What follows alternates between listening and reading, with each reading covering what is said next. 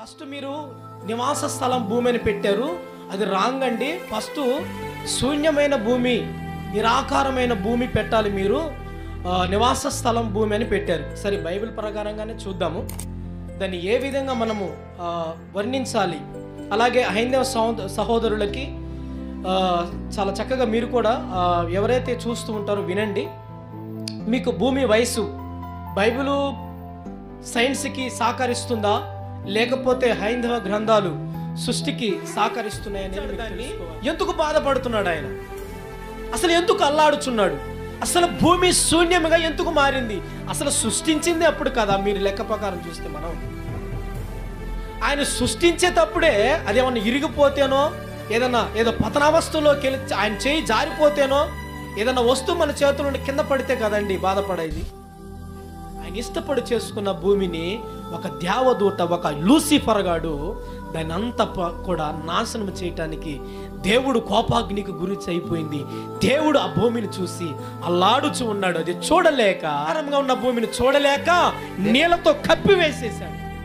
ఆ బాధను తట్టుకోలేక దేవుడు ఆ శూన్యాన్ని గంధకాలతో కాల్చేసిన భూమిని చూడలేక జలములతో నింపేశాడు. ఇప్పుడు అంటున్నాడు, నూతన భూమిగా నేను దీనిని చేయబోవాలని పూనుకున్నాడు. హల్లెలూయా. ఒకటి కామెంట్లో చూశాను నేను అప్పుడు, సహోదరులు వీడియో చూస్తున్నప్పుడు, దేవుడి దేహంతో దేవుడికి బట్టలు లేకుండా ఆది మానవులు సృజించాడు, వాళ్ళని ఆ విధంగా చూసుకొని సంతోషపడటానికా అని.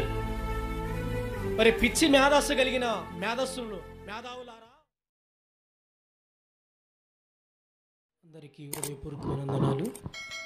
ప్రియ దేవుని బిడ్డలారా, గత ఒక 20 రోజుల క్రితము ఈ పోస్ట్ పెట్టడం జరిగింది, కమింగ్ సూన్ అని. ఈ వర్తమానం దీని గురించి చాలామంది కూడా ఎదురు చూస్తున్నారు. కొంచెం చర్చిలో సిస్టమ్ కొంచెం ఇబ్బంది వల్ల, కొంచెం మిక్చర్ బోర్డు ఖరాబ్ అవటం వల్ల దాన్ని సౌండ్ అవుట్పుట్ ఇవ్వడానికి ఇబ్బందికరంగా ఉండి ఈ వీడియో లేట్ చేశాను. సృష్టి వయసు ఎంత, భూమి యొక్క వయసు ఎంత, ఈ మధ్య సోషల్ మీడియాలో చాలా రకాలుగా దీని గురించి వర్ణిస్తూ ఉన్నారు. మరి కొంతమంది అయితే హైందవ సోదరులు భూమి వయసు గురించి బైబిల్ చదువుతూ ఇష్టం వచ్చిన మాటలన్నీ కూడా మాట్లాడుతూ ఉన్నారు.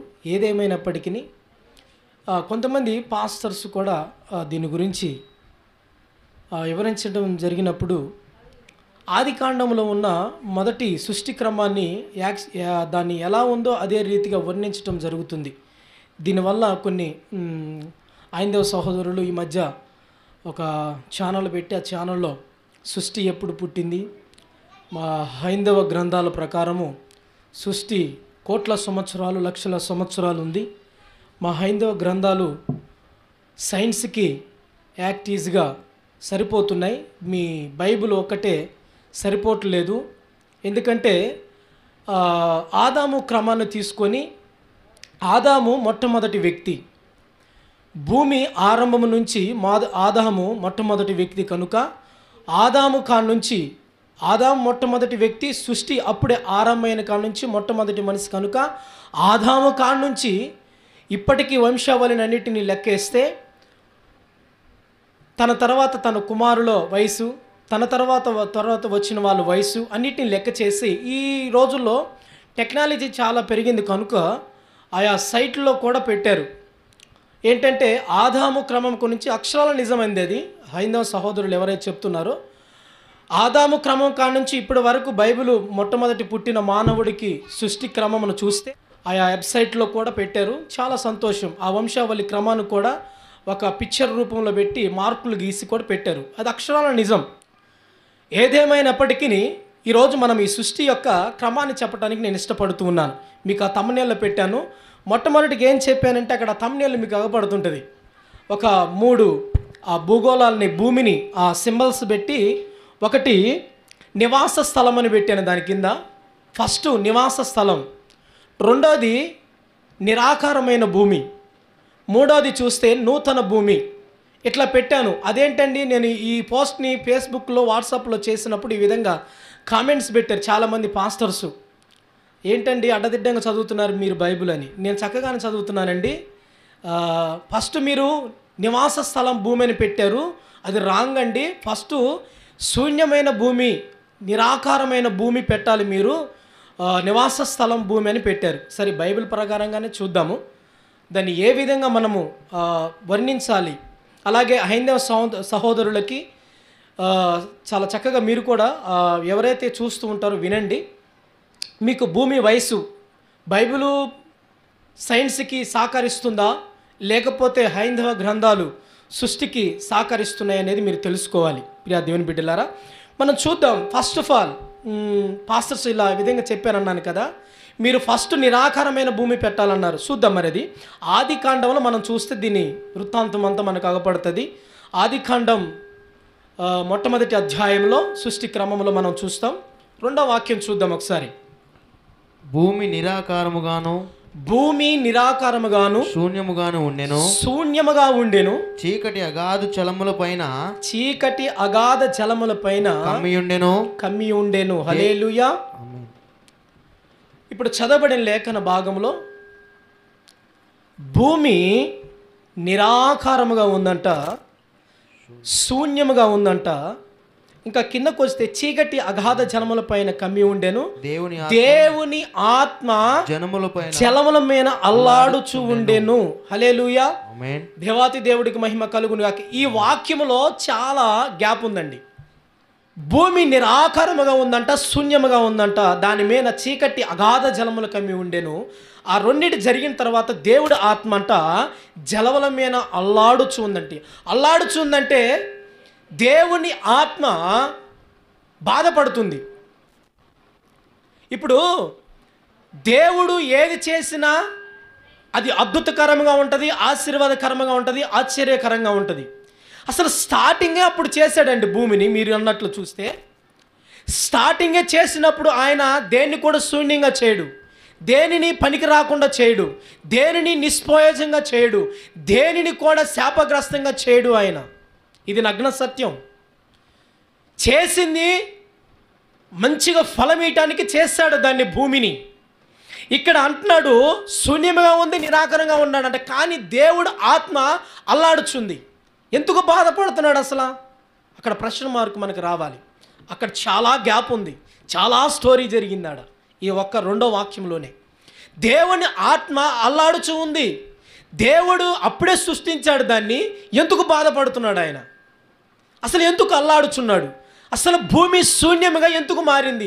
అసలు సృష్టించింది అప్పుడు కదా. మీరు లెక్క ప్రకారం చూస్తే మనం ఆయన సృష్టించేటప్పుడే అదేమన్నా ఇరిగిపోతేనో, ఏదో పతనావస్థలోకి వెళ్ళి ఆయన చేయి జారిపోతేనో, ఏదన్నా వస్తువు మన చేతుల నుండి కింద పడితే కదండి బాధపడేది.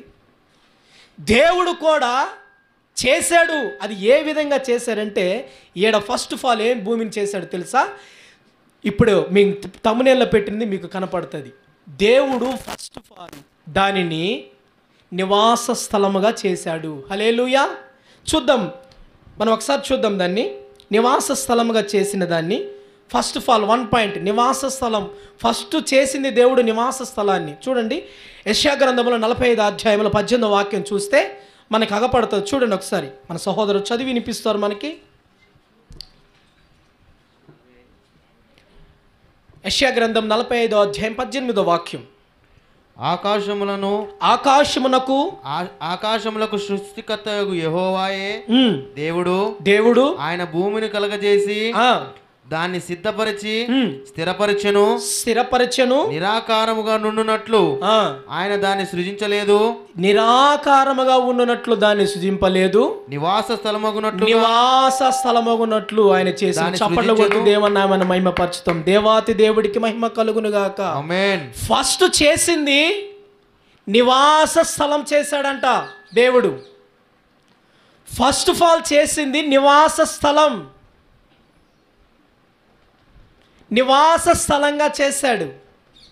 నివాస స్థలం మొట్టమొదటిగా చేసినప్పుడు దాన్ని చూసి ఈ నివాస స్థలం దేనికి చేశాడు తెలుసా? యోబు గ్రంథంలో మనం చూస్తే, మీరు చదవద్దు, నేను చెప్తానండి. యోబుకి ఇట్లా ఉపదేశం చేస్తాడు దేవుడు. అక్కడ మనం చూడగలిగితే యోబుతో చెప్తుంటారు, మొట్టమొదటిగా దేవదూతల కాలము. దేవదూతల కాలం అంటే భూమి మీదకి సృష్టిని సృష్టించేటప్పుడు తీసుకొచ్చినప్పుడు ఏబుతో అంటాడు, ఏబు నీవు భూమికి పునాదులు వేసినప్పుడు నువ్వు ఉంటివా, నువ్వు చూసితివా, దానికి పునాదులు వేసినప్పుడు నువ్వు ఉంటివా, దానిని ఇదిగో భూమిలో శూన్యముగా నేను ఏలాడదీసినప్పుడు నువ్వు ఉంటివా అన్నప్పుడు ఇదంతా కూడా ఆ దేవదూతలని దేవుడు చెప్తా ఉన్నప్పుడు, ఇదిగో మీరు భూలోక జనులకి మీరు పరిచర్య చేయబోతున్నాడని దేవదూతలు ఈ విధంగా మేము ప్రజలకి పరిచర్య చేయబోతున్నామని ఎంతో వాళ్ళు ఆశ్చర్యపడ్డప్పుడు, వాళ్ళు ఎంతో సంతోషించినప్పుడు వాళ్ళు ఆ దేవదూతలందరూ కూడా మేము మానవులకి పరిచర్య చేయబోతున్నామని గంతులు వేసినట్లు మన గ్రంథస్థంలో చూస్తాం. ఒక 4-5 డివిజన్స్గా, ఒక 4-5 గుంపులుగా తయారు చేశాడు. ఫస్ట్ది దేవుని బిడ్డలు సృజించిన ఈ బిడ్డలకి పరిచారం చేయటానికి మానవులకి ఒక గుంపుగా చేశాడు. రెండో గుంపుని మనము గాన ప్రతిగానములు చేయటానికి సృష్టించాడు. ఇంకొక గుంపు చూస్తే మనుషులకి కాపుదల చేయటానికి, ఇంకొక గుంపు చూస్తే వర్తమానమును దేవునికి మన ప్రజలకి వర్తమానమును అందించటానికి, ఇలాంటి 4-5 గుంపులని మనం తయారు చేసినట్టు చూస్తాం దేవదూతలని. ఈ కాలంలో ఈ దేవదూతలు చేసిన కాలములో భూమిని సృష్టించి నివాస స్థలముగా చేసి, ఈ నివాసమైన స్థలములో ప్రియ దేవుని బిడ్డలారా, ఈ దేవదూతలు దేవుడు పని చేయుచున్న పనితీరును ఆ నివాస స్థలాన్ని ఏమైందంటే ఈ దేవదూతనే మిఖాయేలని ఆ దేవదూతలు గ్రూపులు ఎలాగైతే ఒక వర్తమాన దూతలు ఒక దేవదూత అంట పతనావస్థకి దారి తీసింది, ఈ నివాస స్థలమైన భూమి పతనము కావటానికి చేసింది ఒక దేవదూత. చూద్దామా ఒక గ్రూపు? హెజ్కేల్ గ్రంథం 28వ అధ్యాయం 13వ వాక్యం మనం చూస్తే 13, 14, 15 మనం 13 ఒకసారి చూద్దాం. హెజ్కేల్ గ్రంథం 28వ అధ్యాయము 13వ వాక్యం. ఈ భూమిని నీ నివాస స్థలంగా చేసినప్పుడు దేవుని తోటయగు ఏదోనులో నీ ఉంటివి మాణిక్యము భూమిదిగము సూర్యకాంతమని రక్తవర్ణపు రాయి తులిమాను రాయి. చాలండి, ఇక్కడ మనం చూస్తే దేవదూతలు ఆల్రెడీ ఆదాము అవ్వలు మొట్టమొదటి మానవులు సృష్టి చేయక మునుపు దేవదూతలు సంభాషణ జరుగుతుంది ఈ తోటలో. ఇది నివాస స్థలం. హేదోను అనే తోట మొట్టమొదటిగా మానవుని సృష్టించక మునిపే దేవదూతలతో సంభాషణ జరుగుతుంది. ఈ దేవదూతలు ఒకటి హై స్థాయిలో ఉందంట. ఎవరో తెలుసండి? వాని పేరే లూసిఫర్. దీన్ని ఇంగ్లీష్లో మీరు చూడాలి, అక్కడ రాయబడి ఉంటుంది లూసిఫర్. ఇక్కడేమో నువ్వు ఏదోను తోటలో ఉంటివన్నాడు, కానీ ఇంగ్లీష్ బైబిల్లో చూస్తే లూసిఫర్ మొట్టమొదటి మనకి అగపడుతుంది. ఈయన ఏం చేశాడంటే, ఓహో దేవదూతల కంటే నేను గాన ప్రతిగానం చేయగలిగిన దేవదూతలు నాలో పాండిత్యమ కలిగినది, నాలో ఎంతో గాన కోకిల నా గలములో ఉంది అని తన హృదయములో అంట దేవుడు అక్కడ రాయబడుతుందండి. మనం అక్కడ చూస్తే దేవుడి కుడిపాస్యమున నేను ఎక్కిపోయేదను, దేవుని ఆ సింహాసనము పైగా నా స్థానాన్ని హెచ్చించుకునేనని హృదయములో గర్వించగానే ఈ నివాస స్థలము కాస్త నిరాకారంగా మారటానికి కారణమయ్యాడు ఈ లూసిఫర్ గాడు. ఇది ఎక్కడ ఉంటుందండి? నా నోటికి వచ్చినట్టు చెప్పవాకండి పాస్టర్ గారు అంటారేమో, జాగ్రత్తగా చూడండి. ఇప్పుడు చదవాలి మనం. ఆదికాండం 1వ అధ్యాయంలో 2వ వాక్యంలో ఆ గ్యాప్ ఇప్పుడు పోడుతుంది. ఆదికాండం 1వ అధ్యాయం 2వ వాక్యం ఇప్పుడు చదవాలి. భూమి నిరాకారముగా మారింది, శూన్యముగా ఉంది. హల్లెలూయా. దీనికి ఇప్పుడు జవాబు మీకు వచ్చింది అనుకుంటా. ఆల్రెడీ నివాస స్థలంగా చేశాడు. ఏదోను తోటలో దేవదూతలు కాలం ఒకటి జరుగుతుంది, దేవదూతలతో సంభాషణ జరుగుతుంది. దేవదూతలతో మానవులు ఇలా సృజించబోతున్నాను, మానవులకి మీరు పరిచర్య చేయాలి, మానవులతో మీరు సంభాషణ చేయాలి, వాళ్ళకి పరిచర్య చేయుటకై మిమ్మల్ని నియమిస్తున్నాను అన్నప్పుడు వాళ్ళతో ఆ ప్లాన్ అంతా కూడా ఆ లూసిఫర్ ఉన్నప్పుడు ఈ ప్లాన్ అంతా కూడా దేవుడు అక్కడ ప్రస్తావిస్తున్నట్టు మనకు కానుస్తూ ఉంటుంది. ఇప్పుడు చదవాలి, ఎందుకంటే శూన్యముగా అయింది. ఇప్పుడు చూద్దాం, ఈ నివాస స్థలము శూన్యముగా ఎందుకు మారింది. మొట్టమొదటి చెప్పాను నివాస స్థలం, రెండో పాయింట్లో చెప్తున్నాను శూన్యమైన భూమి. ఈ శూన్యమైన భూమి నివాస స్థలం కాస్త శూన్యముగా ఎందుకు మారిందంటే ఒకసారి చూద్దాం. నిరాకారమైన భూమి చూడండి, యిర్మీయా గ్రంథము 4వ అధ్యాయము 23వ వాక్యం చూద్దాం. 24, 25 వాక్యాలు ఒకసారి చూస్తే అక్కడ స్పష్టంగా రాయబడిద్ది ఈ పతనావస్థానికి కారణం ఏంటి, ఈ భూమి నిరాకారంగా మారటానికి గల కారణం ఏంటి, ఈ నివాసమైన స్థలము శూన్యముగా ఎందుకు మారింది. ఈ ఏదోను తోట పచ్చగా ఉన్న తోట దేవదూతలతో మనులు మాణిక్యాలతో ఆ దేవదూతను హెచ్చించిన ఆ మాణిక్యాలతో నిండి ఉన్న ఆ తోట, సస్యశ్యామలంగా ఉన్న ఆ తోట, ఆ భూమి నిరాకారంగా మారటానికి గల కారణం ఏంటి. యిర్మీయా గ్రంథం 4వ అధ్యాయము 23, 24, 25 వాక్యాలు మనం చూస్తే అక్కడ స్పష్టంగా రాయబడుతుంది. నేను భూమిని చూడగా, నేను భూమిని చూశాను, అది నిరాకారముగా ఉంది, శూన్యముగా ఉండెను. ఆకాశము తట్టు చూడగా, ఆకాశము తట్టు నేను చూడగా అచ్చట వెలుగు లేకపోయేను, అచ్చట ఎలుగు లేకపోయేను. పర్వతములను చూడగా అవి కంపించుచున్నవి, కొండలన్నీ కదులుచున్నాయి. నేను చూడగా నరుడు ఒక్కడును లేడు ఆ స్థలములో. ఆకాశ పక్షులన్నీ ఎగిరిపోవచ్చుండెను.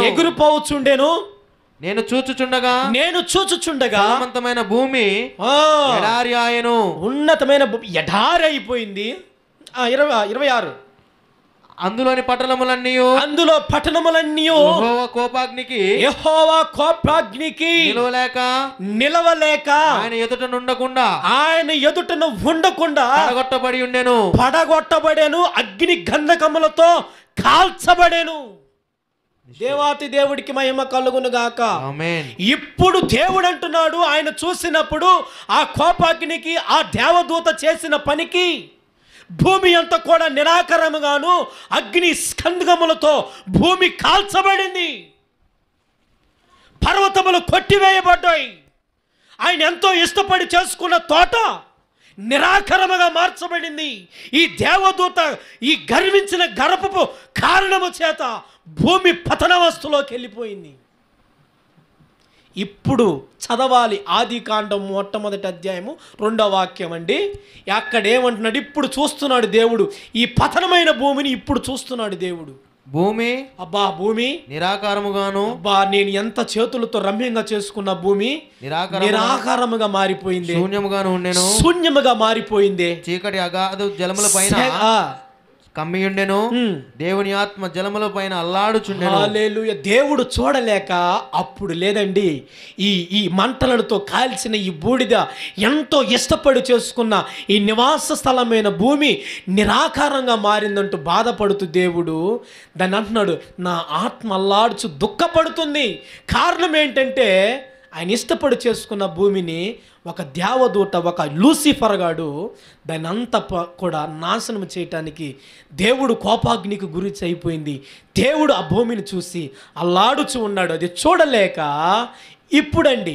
ఇప్పుడు దానిని నీళ్లతో జలముతో నింపేశాడు. హల్లెలూయా. ఆ నిరాకారంగా ఉన్న భూమిని చూడలేక నీళ్లతో కప్పివేసేశాడు.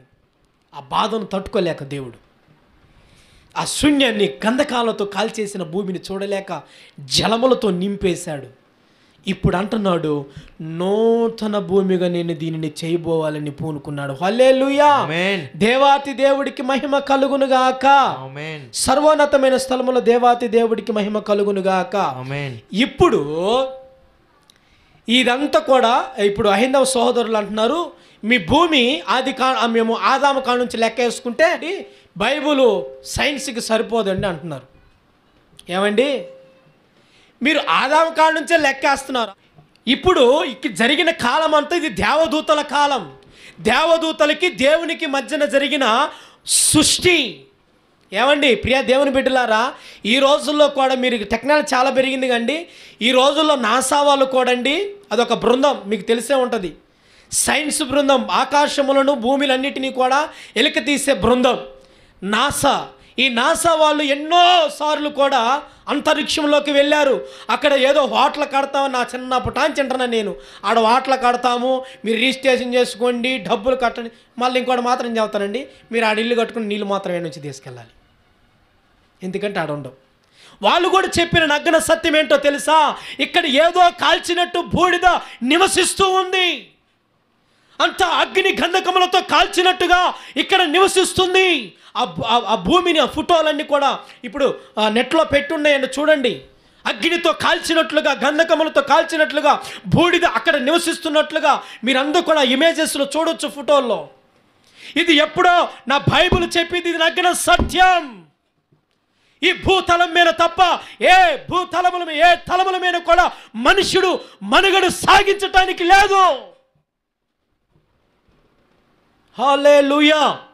ఇది దేవదూతల కాలం అండి. ఆ దేవదూతల కాలం ఎంత సమయం జరిగిందో, కోట్ల సంవత్సరాలు జరిగిందో, లక్షల సంవత్సరాలు జరిగిందో ఎవ్వనికి కూడా తెలియదు. కారణం ఏంటో తెలుసా? అది దైవాత్మకకు సంబంధించిన విషయం. దేవదూతలు మనలాంటి మనుషులు కాదు. దేవుడు మన మైండ్కి మేధస్సు కందడు. చాలామంది అంటున్నారు దేవుడిని చాలా తొందరగా అర్థం చేసుకోవచ్చండి. ఒకవేళ దేవుడు నీకు అర్థమయ్యాడని మరలా చెప్తున్నాను, దేవుడు నీకు అర్థమయ్యాడే అనుకో, దేవుడు నీ మైండ్కి అర్థమైతే నీ మైండ్ అంత చిన్నవాడు దేవుడు. ఆ లెక్కన నీకొక్కడికే మేధస్సు ఉందన్నట్టుగా ఆలోచించాక నిన్ను తలనం దన్నేవాడు ఇంకొకడు ఉంటాడు. నేనే జ్ఞానం అనుకుంటే నా తలం దన్నేవాడు ఇంకొకడు ఉంటాడు. మన మైండ్కి దేవుడు అర్థమైతే, మన చిన్న మెదడుకి దేవుడు అర్థమైతే, దేవుడు మన మెదడంట చిన్నవాడని లెక్కేసుకోవాలి. ఆయన అనంత జ్ఞాని. పరిశుద్ధ ప్రవాహాలతో దేవదూతలు, ఈ మానవ శరీరాంటి శరీరము కాదండి. ఆ దేవదూతల కాలము లెక్కకు మించినది. మనం లెక్కేయలేము. ఇంకొక కూడా చెప్తాను, ఈ సృష్టిని లెక్కేసేవారిని. ఏమండి, సృష్టిని ఎలా కొలుస్తున్నారండి ఇప్పుడు? ఆ సృష్టిని కొలతను కూడా రెండు విధాలు కొలుస్తారు. ఒకటి సైంటిఫిక్గా, రెండోది అది ఏదో క్విక్వా ఏదో అంటారండి, దాంతో కొలుస్తుంటారు. ఒకడేమో నాస్తికుడేమో ఇది దీన్ని నమ్మడు, సైన్స్ను నమ్మడు వాడు. ఇంకొకడేమో దీన్ని నమ్మడు. దేంతో కొలుస్తావండి నువ్వు? 24 hours 24 గంటలు నువ్వు నేను సృష్టించుకున్న టైం ప్రకారం కొలుస్తున్నాం కాలాన్ని. దేవుడు కాలాన్ని దీంతో కొలిస్తే సరిపోయిద్దా? ఈ 24 గంటల కాలాన్ని ఒక నమ్మేవాడు ఉన్నాడు, ఒక నమ్మలేని వాడు కూడా ఉన్నాడు. మీరా అండి బైబిల్ని తప్పు పెట్టేది? నేను కూడా మీకు పెట్టాను. భూమి యొక్క వయస్సు, ఫస్ట్ ఆఫ్ ఆల్ దేవదూత దేవునికి కలిసిన ఆ సృష్టి క్రమం, అది లక్షల సంవత్సరాల కోట్ల సంవత్సరాలు గడిచిందో మనకు తెలియదు. బైబిల్లో గ్రంథస్థం చేయలేదు. ఆదాము కాడ నుంచి మాత్రం కరెక్ట్ అది. హల్లెలూయా. ఇప్పుడు నివాస స్థలంగా మరలా దాన్ని చూసి, నిరాకారంగా ఉన్న భూమిని చూసి కింద కూడా పెట్టాను, భూమి యొక్క మార్పులు. ఒకటి నివాస స్థలం, రెండోది నిరాకారమైన భూమి, మూడోది నూతనమైన భూమి. మనం ఇప్పుడు చూడాలి. ఆది కాండములో మనం అంతా కూడా చూస్తే 9వ వాక్యం కాడ నుంచి మొదలు పెడితే 10-28 వాక్యాలు కూడా మనం చూస్తే, మొట్టమొదటి చూద్దాం 9వ వాక్యం ఒకసారి. ఆది కాండం. ఇప్పుడు నూతనమైన భూమిగా చేస్తున్నాడు దేవుడు. ఆకాశం కిందనున్న దేవుడు ఆకాశము క్రిందనున్న జలములు ఒక చోటనే కూర్చబడి, జలములు ఒక చాటనే కూర్చబడి ఆరిన నేల కనపడునుగాక అన్నాడు. ఆ ప్రకారమాయను. దేవునికి స్తోత్రం. దేవుడు బాధపడి జలములతో కప్పివేసి వెని వెంటనే ఒక నూతన సృష్టిగా చేస్తాను, ఈ తోటను కాయటకు ఒక నరుని నేను సృజించదను. ఈ తోటని ఈ దేవదూతల వల్ల కాదు, ఒక మానవుడు కప్పచెప్తా ఈ తోటనంతా కూడా మానవుడిని సృష్టించాడు. సృష్టిని నీళ్ళను విడగొట్టేశాడు, భూమిని విడగొట్టేశాడు. ఆకాశమాను విడిపోదుగాక అన్నాడు. ఇదిగో చంద్రుడు కలుగునుగాక, నక్షత్రమనువు కలుగునుగాక, ఇదిగో ఇత్తనములిచ్చు చెట్టులు మలుచునుగాక అన్నాడు. సముద్రము జలరాశులు కలుగునుగాక, చేపల మత్స్యములు కలుగునుగాక అని అన్నిటినీ ఆయన ఆత్మతో కలిగించి మానవుడు మాత్రము 2 గంటలు క్షమించి బురద పిసికి మన్నును మనిషిగా చేసి వాడి నాసిక రంధ్రములలో జీవ ఆయువు ఊదేను. ఆదాము కలిగినండి. సృష్టించినప్పుడు ఆ సృష్టి క్రమము సైన్స్కి మ్యాథ్స్ అయ్యేది గ్రంథం ఒకటి, ఇది బైబిల్ గ్రంథం. నేను నిఖాచ్చిగా చెప్తున్నాను, నేను భవిష్యాన్ని కూడా చెప్పను. దేవుడు దేవదూతలు కలిగిన కాలము బైబిల్లో రాయలేదు. ఎందుకంటే అది మనకు అవసరం లేదు. మనుషులకు టైం ప్రకారం 24 గంటలు మనం లెక్కేసుకుంటాం. మరియు ఆ కాలంలో మానవుడు బ్రతికినోడు ఓడు లేడు. వాళ్ళ కాలంలో 24 గంటలు, ఈ కాలం ఆ కాలం లెక్కేయటానికి. అది ఎవడు కూడా లెక్కేయలేని కాలం అది. నీ మానవుడు పుట్టినాక మానవుడి మేధస్సుకి ఈ టయాలని 24 గంటలని లెక్కేసుకున్నావు. దేవునికి దేవదూతలు కలిసిన కాలము నువ్వు జీవించలేదు, నేను జీవించలేదు లెక్కేయటానికి. నీ మేధస్సుకు అందదు నాయన. ఇవాళ కాలం దేవుళ్ళు కాలంలో పోయి మనం కొలవాలంటే మన తరం కాదు. ఇంకా ఆఖరికి మన పాడెత్తిపోయిన తర్వాత లెక్కేసుకోవటమే ఆడకపోయినాక. అవి అదృశ్యమైన దేహాలు, మహిమ స్వరూపముతో నింపబడిన దేహాలు. ఇంకొక సందేహం కూడా మీకు చెప్పాలి హైందవ సహోదరులకి. ఏంటంటే ఒకడంటాడు, దేవుడు ఆదామును అవ్వలను సృజించినప్పుడు మరి వారు ఎలా చేశాడంటే, వాళ్ళకి ఒక్కొక్కటి కామెంట్లు చూశాను నేను అప్పుడప్పుడు హైందవ సహోదరులు వీడియో చూస్తున్నప్పుడు. దేవుని దేహంతో దేవుడికి బట్టలు లేకుండా ఆది మానవులు సృజించాడు, వాళ్ళని ఆ విధంగా చూసుకొని సంతోషపడటానికా అని. మరి పిచ్చి మేధస్సు కలిగిన మేధావులారా, అవి వాడిని దేవుడు సృజించినప్పుడు, దేవుడు ఆదాముకి సృజించినప్పుడు ఆయన అంటాడు, ఇదిగో ఆదామా, ఇది నువ్వు తిన్నప్పుడు నిశ్చయముగా సత్యదవు. చావటం అంటే ఏదో ఇప్పటికిప్పుడు ప్రాణం పోయి సావటం కాదది. ఇంకొకరు అనుకుంటున్నారు వాళ్ళు దేవుని స్వరూపంలో దేవుని క్రియలలో చచ్చిపోయారు అని. అది కూడా కాదు, నేను చెప్తా వినండి. వారికి ఒక దేవదూతల వంటి మహిమ స్వరూపమగు దేహము వాళ్ళకి కలిగి ఉంది. దేవుడు ప్రతి చల్లపూట వాళ్ళతో మాట్లాడాలి అంటే మనలాగా మానవుల్లాగా శరీరంతో వాళ్ళు సృష్టించాల. ఫస్ట్ మహిమ దేహము సృష్టించాడు. దేవుడు మహిమలో ఏ విధంగా ఉన్నాడో ఆ మహిమ స్వరూపముతో ఆదామును సృజించాడు. ఆ స్వరూపంలో ఉన్నాడు, మన శరీర స్వరూపంలో లేడు. ఎప్పుడైతే దేవుడు ఆజ్ఞకి ధిక్కరించాడో అప్పుడు ఆ మహిమ స్వరూపమైన దేహము చచ్చి దేవుని దగ్గరికి విడిపోయింది, శరీరముతో నిలబడ్డాడు. అప్పుడు చర్మపు చొక్కాయని, జంతువును చంపి చర్మపు చొక్కాయను తొడిగించాడు, సిగ్గు కప్పుకోండి అని. అబ్బా ఎంత తెలివి వచ్చిందో ఇంకొకటి కూడా చెప్పాలి మీకు. వాళ్ళు ఏదో తెలివి వచ్చింది అనుకుని సాతానిది తిన్నారు. ఎంత తెలివి అంటే నేను చెబుతా వినండి, వాళ్ళకి వచ్చిన తెలివి. ఆకులు ఒకటి తీసుకొని కచ్చడం చేసుకున్నాడు. నీ తెలివి తగలయ్యా. ఆ ఆకులు ఎన్ని రోజులు అంటే ఒక రోజు ఉంటే ఎండిపోయిపోతాయి. అది మానవుడికి వచ్చిన తెలివి. దేవుడు వెంటనే దిగివచ్చి చర్మపు చొక్కాయలను కుట్టించి చర్మపు చొక్కాయలను వాళ్ళకు తొలగించాడు. అది దేవుడి మేధస్సు. కొట్టుగట్టిగా చప్పట్లు. దేవాతి దేవుడికి మహిమ కలుగునుగాక. దేవుడు మేధస్సుకి మానవుడు చేరుకోలేడు. దేవాతి దేవుడికి మహిమ కలుగునుగాక.